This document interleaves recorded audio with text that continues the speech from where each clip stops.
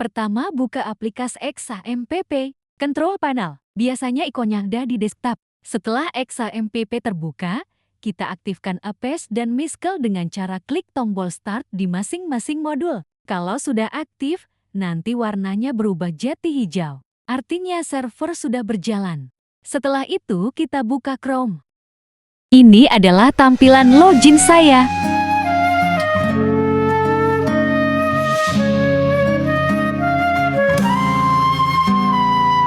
Dan ini adalah tampilan jika kita memasukkan username atau sandi yang salah. Menurutmu berapa lama lagi kau kan mencintaiku? Menurutmu?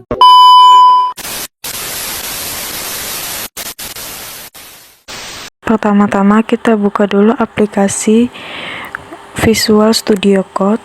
Karena kita ingin membuat fitur login, jadi kita hanya menambahkan 3 file baru, yaitu file login php, terus yang kedua proses login php, yang ketiga logout php.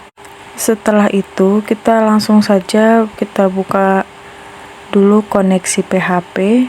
Nah, di file koneksi PHP digunakan untuk menghubungkan aplikasi PHP dengan database MySQL kita. File ini dipanggil oleh semua file lain agar bisa diakses datanya. Lalu kita buka login PHP dan ini adalah codingannya. Pada baris 2 dan 3, di bagian ini kita mengaktifkan season supaya sistem bisa mengingatkan apakah user sudah login atau belum. Dan pada baris kelima, kode ini hanya dijalankan kalau tombol login ditekan, biar halaman gak error kalau dibuka pertama kali. Pada baris ke-6, di sini sistem mengecek apakah username dan password sesuai dengan data yang sudah ditentukan. Dan baris ke-7 ini kalau login berhasil, kita buat season login sebagai tanda bahwa user sudah masuk ke sistem.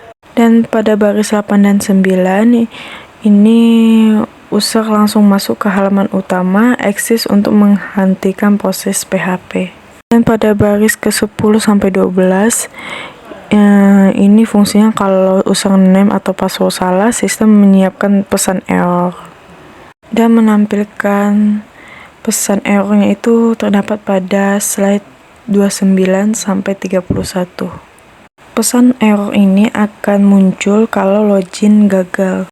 Selanjutnya, file proses login PHP. Dan ini adalah tampilan codingannya. Pada baris pertama, ini adalah tanda awal bahwa ini adalah kode PHP. Pada baris kedua, include koneksi PHP. Nah, di sini kita memanggil file koneksi agar file ini bisa mengakses database. Ini mengambil username dari form login.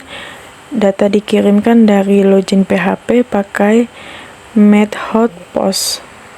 Dan pada baris keempat, ini untuk mengambil password dari form login. Dan pada baris kelima sampai keenam,